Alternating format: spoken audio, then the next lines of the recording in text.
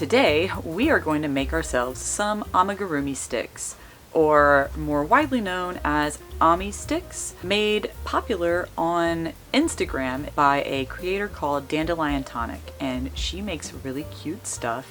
They are adorable, and you should definitely go and check those out. And if you don't want to make things yourself, feel free to go and support her business and buy them directly from her. If you're not familiar with ammy sticks, they are basically sticks that you can use to hold your amigurumi together while you are sewing parts on. Especially when you're getting towards larger sized amigurumi, it can be quite difficult to hold parts in place and make sure that they are positioned correctly before you sew them on forever. Making something like Greg here, his head is massive and his body is small. This is not going to be held in place by sewing pins like you could potentially get away with on much smaller sized amigurumi. And once you're scaling things up, especially with blanket yarn, using just your typical sewing pins is not enough to hold your parts in place. Now, you do not have to spend any money whatsoever in order to have your own ammy sticks. You can come up with ideas of things around the house that you can use. I don't knit, however, I do have some knitting needles that I've gotten in kits of stuff they've put together at thrift stores. I've also bought my own knitting needles at the thrift store just for this purpose because they're usually relatively cheap. So if you have knitting needles laying around in your house, you could definitely use those. You can also use bamboo skewers. You can buy like 100 pack of them at Dollar Tree for $1.25. Basically anything long and skinny similar to a knitting needle can be used for this purpose. I have no idea what the original creator is using to make her ammy sticks. However, the other day I happened to be at Joann walking through the clearance aisle and I found some double-pointed knitting needles. What my idea for our craft today is I'm going to put some silicone beads on the top of these double-point knitting needles on one point of them, and then we'll have the other pointy end available to stick inside the plush. I have a bunch of silicone beads still from when I bought them to make my own silicone bead crochet hook handles. If you're interested in making your own silicone bead handled crochet hooks, then you can check out my video I already made about different ways to make ergonomic hook handles for your crochet hooks. Pretty straightforward. We've got all the setup out of the way. Let's go get crafting. All right, we are in the craft zone now. It is time for us to get started. When it comes to silicone beads, we have a variety of options here. Now, this is an example of what we've done to a crochet hook here. And we're gonna do a similar thing, just not as many beads kind of on the end of our hooks. These are all of the beads that I purchased on Amazon and have still got on hand. I have quite a few. I've also found these beads at Dollar Tree. They sell them in these 15-piece packages. Here is one that I haven't opened yet that is just solid colors, but additionally they do have blended like swirled beads, which you can see right here. So as you can see, we've got a wealth of beads to choose from to make our sticks. We have 8 sticks that we can make, and we are ready to go. First of all, I am gonna lead into this with a warning. I don't know if you can see how pointy knitting needles are, but these are pretty darn pointy.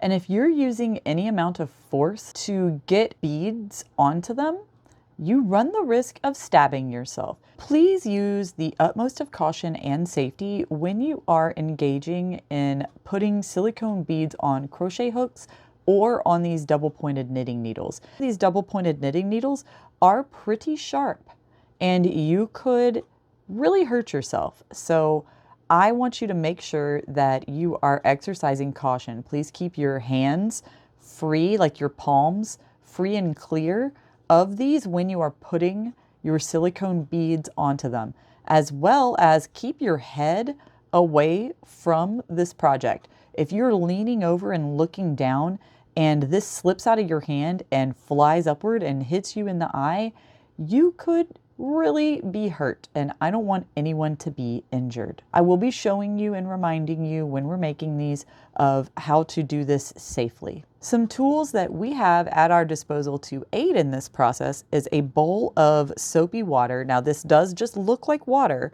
but I put a little bit of water in here and then 1 drop of dish soap, and I stirred this around in there with my finger rather than putting the soap in here and pouring the water on top of it. This prevents it from getting bubbly and sudsy and making it hard for us to see what we are doing.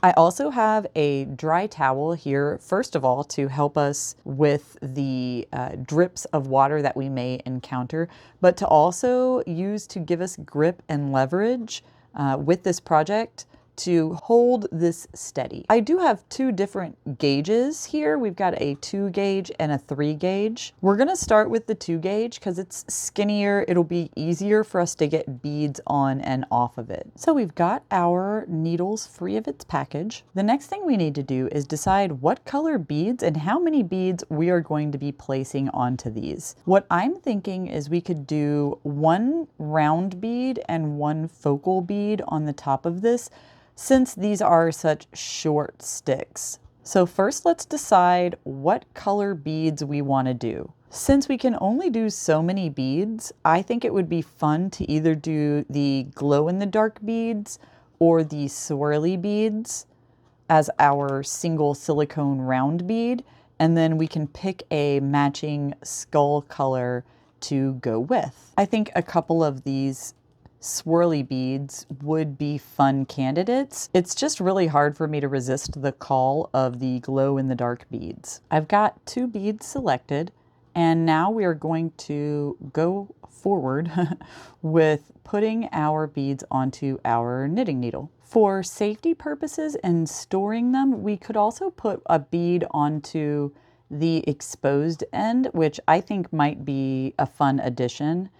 And I'm gonna use a tangerine colored bead for that. And man, these are so easy to get on. You don't even don't have to do much of anything. I got this bowl of soapy water because when I put them on crochet hooks, most of the crochet hooks are substantially larger around in gauge than these knitting needles. And it helps to have some soapy water that you can use to help lubricate the beads while you're putting them on. But these don't really need much of anything. Just to be safe though, I will show you the technique one more time. So we've got our end that we're going to place inside of our bead, and we've got the hole on the bead here. And what I usually do is dip the tip of the crochet hook or knitting needle into my soapy water. And then I try to drip that drip of water off the end into the hole of the bead. That way the soapy water kind of gets down inside of there. And then you can press your bead onto the hook or needle. Now you can see I've moved it here, and rather than push it this way, I am going to turn it upwards. We've got an end pushing into a towel on a hard surface, and then the end we're pushing our bead through here. I am not putting my face over the top of this or my hands. We're going to push down on this bead like that to get it down onto here. And you heard it start to squeak. And there we go. Now, if I was pushing with this like this and pushed this, this could slam into this hand, this could go into this hand. I could sincerely hurt myself. And again, I don't want any of you to get injured just trying to make a craft project. I want you to just have a good time and craft things. Okay, so we've got our first bead onto the end of our hook. Now I'm going to place our focal bead on there. And just to be sure, we're going to put on some soapy water to make sure that we can get this down on there. And that it just goes right on. We're going to push this one down a little bit more.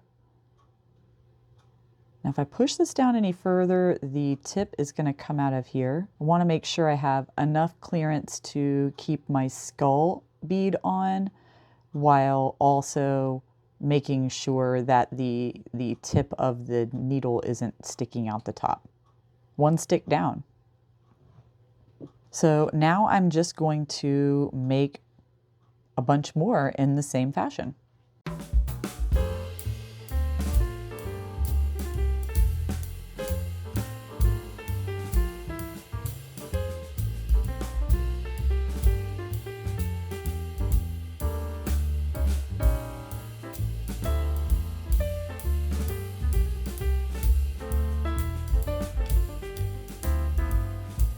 I did not use any adhesive when placing my beads on here because I wanted to give myself the opportunity to remove these and use them for something else later on. If you are looking to make these permanent, then you can always pull this bead down and add some adhesive in here and then push the beads back together to secure them in place and secure them to your double point knitting needles. Here we are with our 8 finished amigurumi sticks. I thought I would show you a general idea of kind of how you use these. So I'm going to take my little bead off the end here, and I'm going to line up the leg on this amigurumi that I'm working on where I want it to be sewn. And now if you were attaching, say, like an arm or something, you could take it like this. And now this is holding in place exactly where you want it. And you could go get your other pieces and fiddle with them, make sure they're lined up the way that you want, and then sew them in place easily with something that's going to hold it stable. I obviously do not want to sew the leg directly to the chest, but just to give you a general idea of, you know, how those could work to attach arms. I'm still finishing my second leg, but what we could do is line them up to where I want them to be. Like I've got the bottom center here, and I'm gonna just place it one side of that.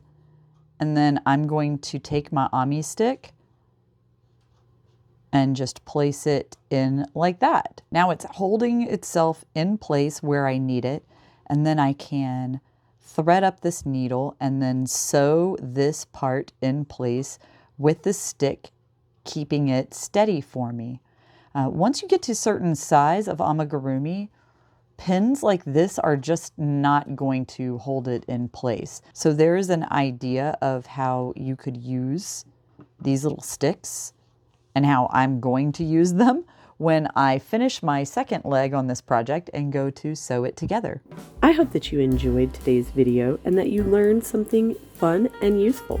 If you did, please like the video and consider subscribing because I upload crochet videos like this as well as other vlogs and tutorials every other Wednesday, and I love to make new crochet friends. Speaking of crochet friends, you can always follow me on social media. I am Graceface Creates on all platforms. Thanks again for watching and happy crocheting!